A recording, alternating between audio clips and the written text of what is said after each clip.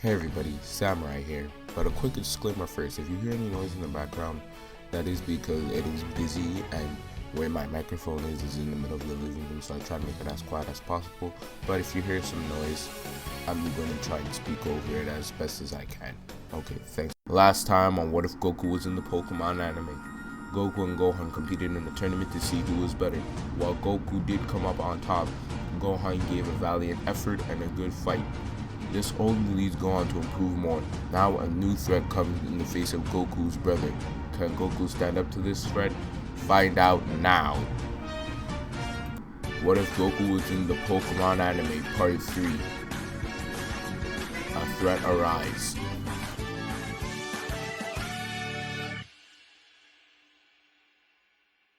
For watching. Okay, Goku 3. This will feature the Saiyan saga, but it's an alternate continuity, so some things will change. For one, Goku doesn't die, King Kai doesn't exist, Kami doesn't exist, because in all reality, they really don't have a reason to exist in the Pokemon world, in my opinion. Piccolo does exist, but he's like a human. He's just named Piccolo because Piccolo is my favorite character and I want to keep Piccolo in the story. But otherwise, in this alternate continuity, the Saiyan saga will consist of only Tien, Krillin, Yamcha, Goku, and Teen Gohan. Since Teen Gohan and Goku lack the ability to go Super Saiyan, it's not the same, as I said, alternate continuity. So as we know, the Saiyan saga starts out with Goku's brother Raditz appearing on Earth. Well, it's going to start off very similar, except Goku's brother Raditz is coming from the Johto region and flying on a Pokemon. I think the Pokemon he should personally be flying on is a Talonflame. Talonflame is just that Pokemon I can put anywhere and it will still fit, so I think Talonflame fits Raditz. So he's coming down with a Talonflame lying down on the ground in front of Goku's house rather than on a playing field, since again this isn't the original Dragon Ball Z and alternate continuity. So Goku is naturally very curious at who this guy is, and they start conversating until he lands on that he's his brother. Goku again is a bit smarter, so he's kind of flabbergasted, thinking like he was found as an orphan. But Raditz tells Goku about his heritage, about how they're from a village called Village Vegeta. Yeah, I know, real original name. But yeah, this village was lost long ago due to a disaster, like an earthquake. And he's come to recruit the last of him to come and join the prince of this village. But Goku declines because he'd rather stay here with his family and, train some more, go on adventures with himself. Raditz is surprised by this because, again, he didn't think he would say no, but Goku decides, how about we settle this like how we settle all our fights here, with a Pokemon battle, and that's how it starts. Now Raditz, obviously thinking he has the upper hand, starts out with his Blaziken. If Goku has an Infernape, I've decided to give Raditz Blaziken. Goku knowing type matches up like everybody else, decides to starts out with his Altaria. Now Altaria is actually putting up much of a fight against Blaziken, but then again, Goku doesn't usually like to fight on Altaria, he usually rides it places. But Raditz's Blaziken proves to be too much of a high level and it gets washed, like really washed. So then Goku naturally sends out Infernape, and Infernape is also putting up a decent fight, but again Blaziken is really high level, so Infernape actually loses. So Goku has to end up thinking on his feet, and Goku sends out his Electivire. Now Electivire is actually able to go toe to toe with Blaziken, because Blaziken was worn out after facing two Pokemon. And Blaziken actually faints, and then Raditz sends out his other Pokemon, being Talonflame. Now you may think this ends up in a clean sweep, but again, Electivire is able to use most of its power to finish off Talonflame due to its flying typing. Now Raditz doesn't understand one thing. His Pokemon were at least 10 levels higher than all of Goku's Pokemon, while Goku was having under 11 Pokemon compared to Raditz, even though levels don't exist in the anime, but this is the best way for me to convey it. Anyways, so Raditz doesn't understand, and Goku says in this Pokemon fight with fun. They fight for fun, and this allows them to fell out on top when they needed to. And then he offers Raditz if he wants to stay here and train with him for a bit. But Raditz clearly remarks that his other two Saiyans will be arriving here. Yeah, I'm calling them Saiyans because I'm just used to saying that. The other two Saiyans will be coming here, that being Vegeta and Nappa.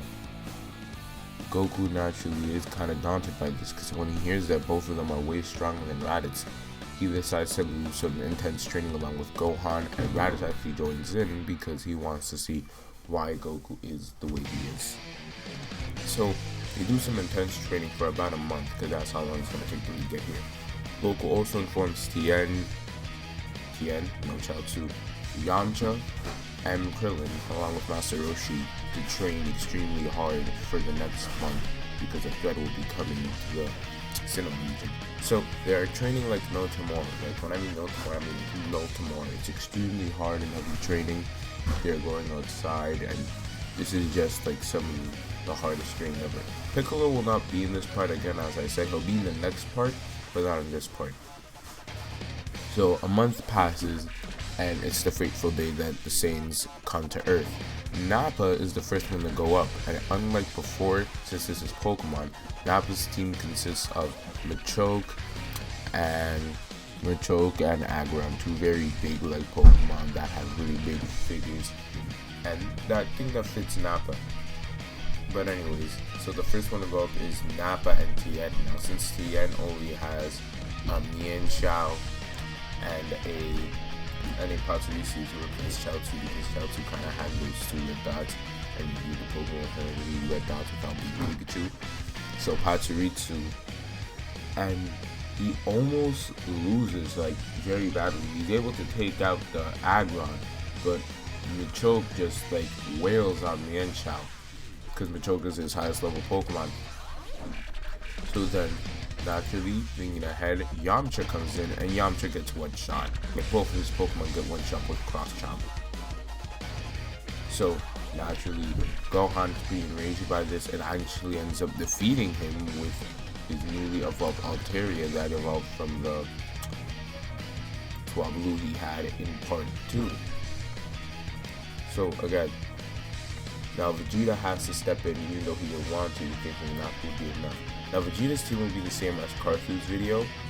It'll consist of Pyroar, Empoleon,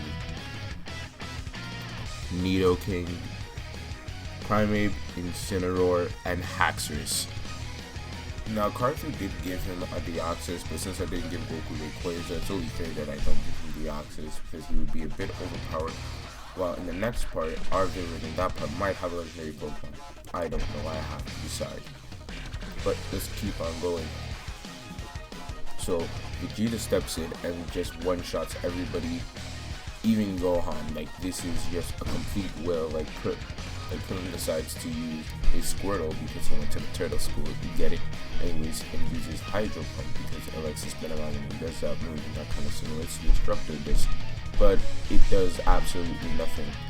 And then Vegeta automatically just beats the ball up, and then Goku has to step in.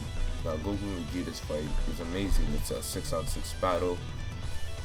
Each Pokemon taking out each Pokemon. It's almost like a chess game at this point with how strategic they're being in their moves. So it comes down to their two last Pokemon. Those two last Pokemon being Infernape and Empoleon. Get it? Empoleon was the water starter, Infernape is the fire starter. It simulates a battle between you and your rival Pokemon Diamond and Pearl. But back to the battle. Infernape actually manages to beat Empoleon, beating all the odds. Vegeta again is flabbergasted because again Vegeta has been praised his whole life as being a prodigy, someone who almost can't lose. Now Raditz is hearing the whole brunt of this. He was there and he was one of the people who got one shot by Vegeta. And he's also amazed of how Goku improved so fast. That's the thing about Goku. When he trains to win, and he trains very hard. So, all's well that ends well. Vegeta actually leaves the Sinnoh region along with Nappa to go reflect on some things. And in the next part, we will see where that will take them. Okay, that was the end of part 3 of What If Goku was in the Pokemon anime. I hope you guys enjoyed. I decided to go with the whole alternate continuity angle for the best way so I can write around different scenarios and not have to follow the Dragon Ball Z story beat for beat. I think this was the best way for me to do it. So if you guys liked it, please hit like, subscribe. We're very close to 100 subscribers, so I really appreciate it. Anyways, thanks for watching, and I'll see you later. Samurai out.